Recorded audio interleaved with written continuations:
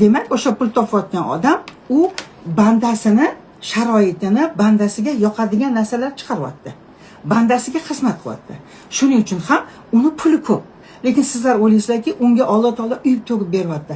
Hech kimga hech qachon Allohim pryamoy kelib o'zi bermaydi. Bandasi orqali beradi. Demak, biz nima qilishimiz kerak? O'sha bandalarga yoqadigan narsa chiqarishimiz kerak. Ular bizdan shu narsani sotib olish kerak.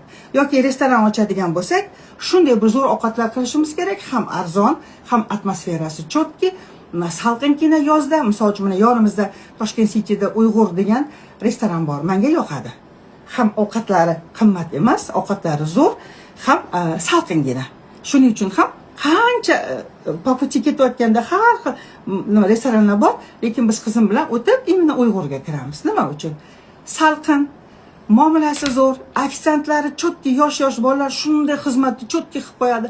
Постоянно nadzorda qarab turadi. Bittasi влажныйda ishlatib, bunda qo'ysang, shunda keladi-da olib ketadi. Вообще obslugasi zo'r, mana ko'rdingizmi? O'shaning uchun biz har kuni kiramiz, shu yerda 200 ming, 300 ming, 400 ming tashlab ketaveramiz har kuni.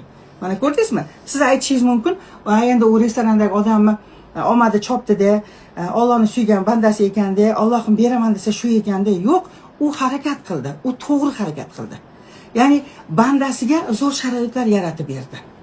Bandasiga yoqadigan ovqat pishiryapti, yaxshi povurlarni oldi, yaxshi xizmat qiladigan ofitsiantlar oldi, sharoitlarni zo'r qilib qo'ydi va bandasi oqib o'sha Uyg'ur restoranga kirib, odam degani shunaqangi ko'p bo'ladi. Tez hijolat bo'lganimizda qizimiz ikkalamiz tez yeb chiqib ketamiz. Sababi 2-3 ta odam eshik oldida turadi.